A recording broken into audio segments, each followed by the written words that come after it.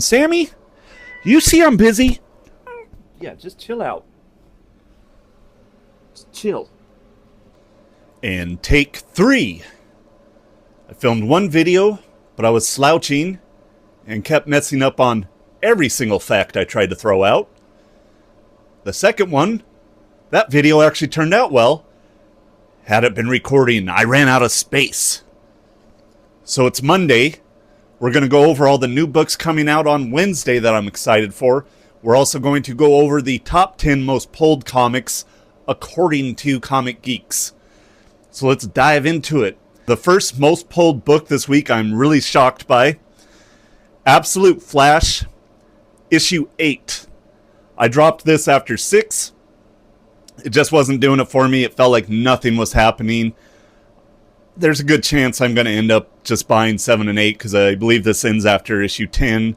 I've come this far. Why quit now? The second most pulled book this week, Nightwing 131. I'm super excited for this. If you read the Nightwing annual that recently came out, it kind of gave the back lore and history of this dark carnival. Well, Dick Grayson will be fighting them.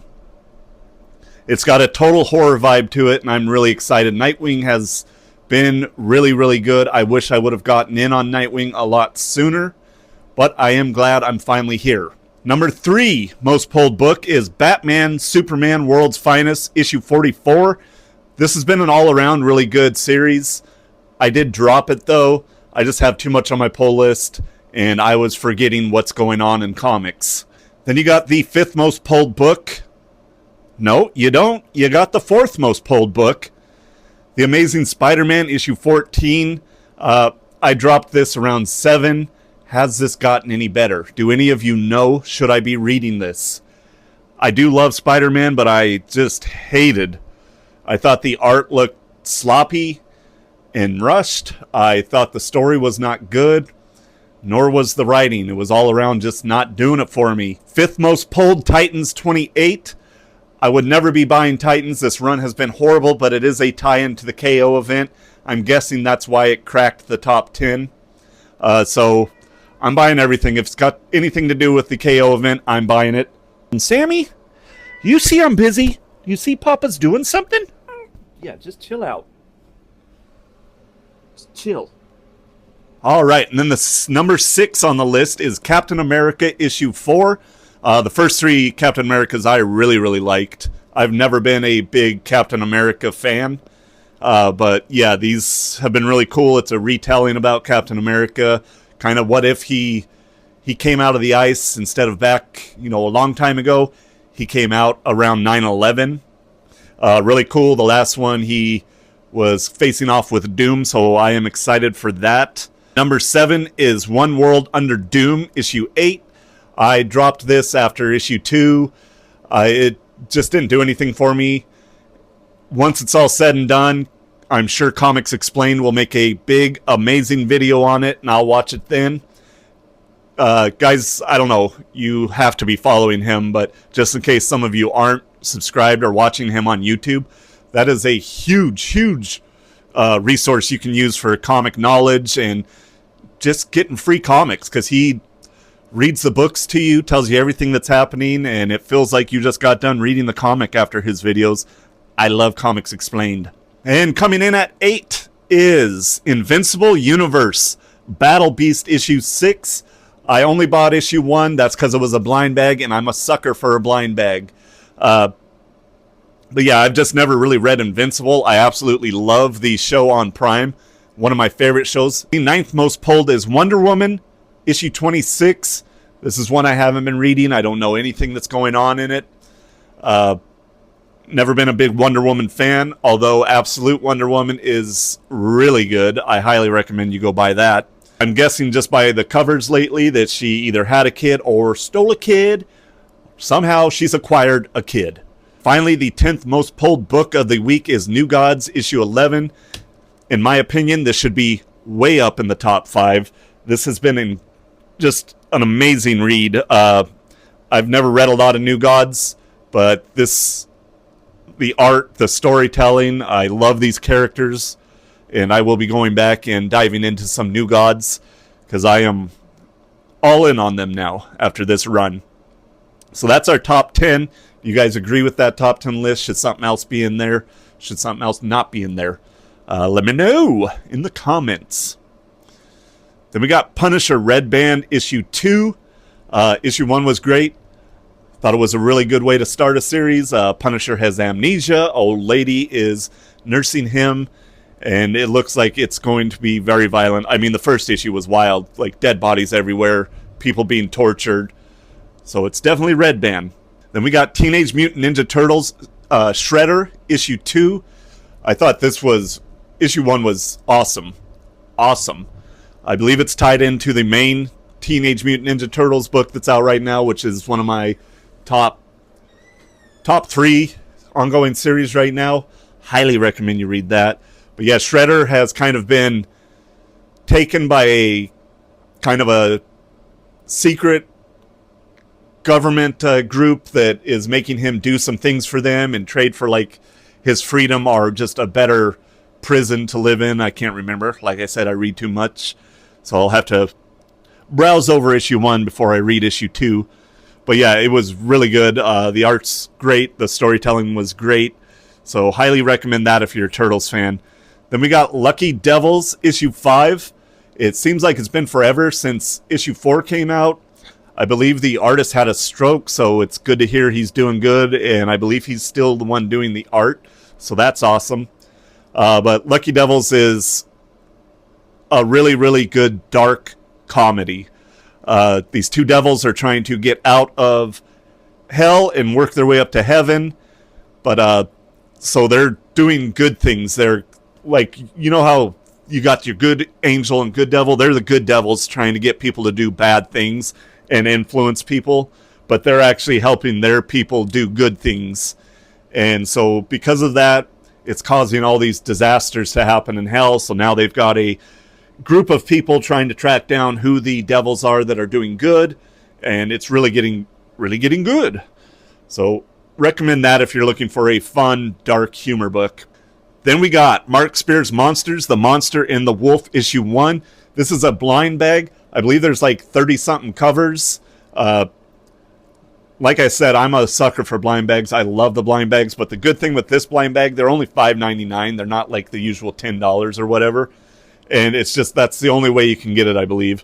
Unless you buy like the 1 in 500 or the 1 in 1,000th variant. But I love Mark Spears. Mark Spears' Monsters is, yeah, one of my top 3. I think it's that, and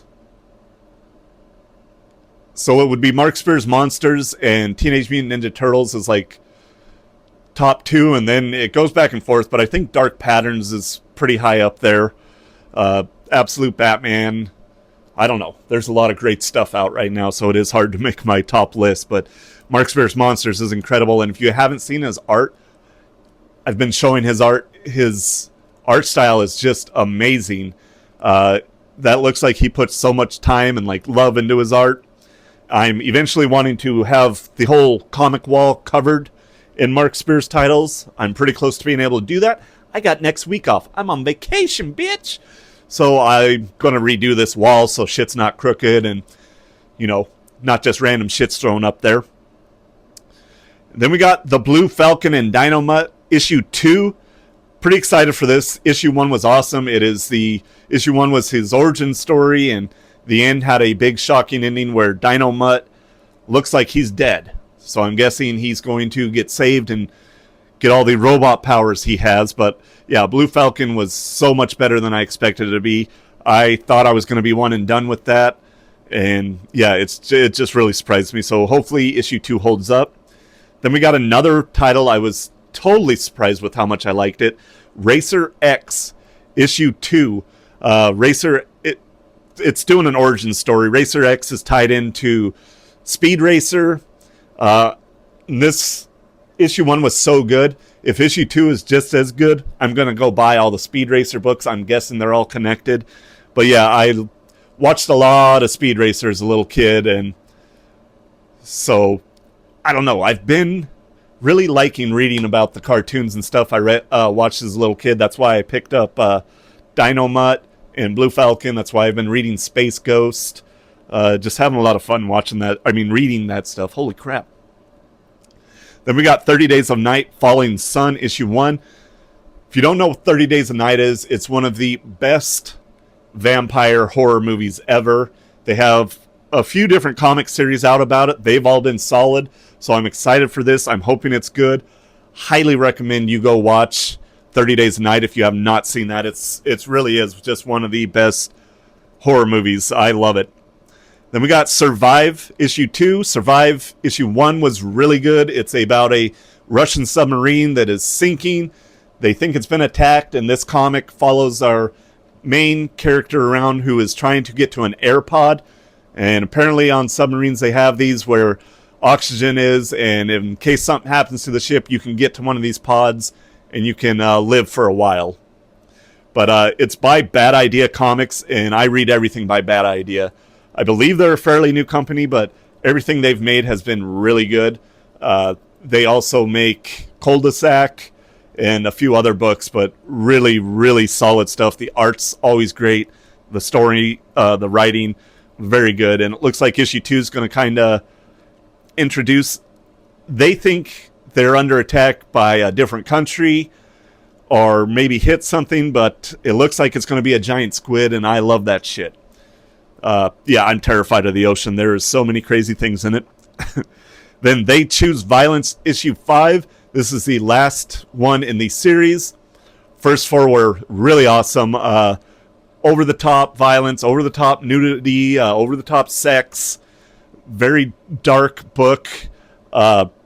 Yeah, so I'm super excited. I really hope issue 5 is good, because the final issue in a series can make or break a book. So I'm really rooting for it. Then we have the last book, Never Wars, issue 5. Pretty pumped about this. I don't think a lot of people are reading this because none of the books are ever rated on Comic Geeks. I've given every book around a 4.2 to a 4.5. It is a comic where taking place during World War One. It's Peter Pan, Alice in Wonderland, and Wizard of Oz are all like in one world. All these people are swept up back there, and shit's just hit the fan. Someone has taken over all those kingdoms, and it's very, very dark, very violent. Just a really cool telling of all three of these characters. I mean, the last issue had Scarecrow from Wizard of Oz tied up to a post and doused in gas, and someone lighting a lit cigarette at him. So very, very dark.